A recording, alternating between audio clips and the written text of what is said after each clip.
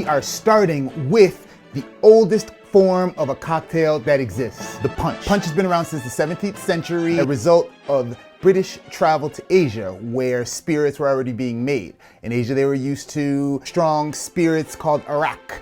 In England, they were used to beer and wine. The first punch, the goal of it was to add the acidity that wine would have, bring the strength down to around wine's strength, add some sweetness to balance, and also add a little bit of spice. Punches were traditionally made with rum, tea, and the coolest ingredient is called oleosaccharum, sugar oil. We're starting off with Finlandia Botanical Wildberry and Rose Vodka, Sorrel Hibiscus Liqueur, oleosaccharum lemon oil, brewed green tea, and lemon juice. Add that to our Boston shaker. Add a healthy amount of ice. Shake it like a Polaroid picture.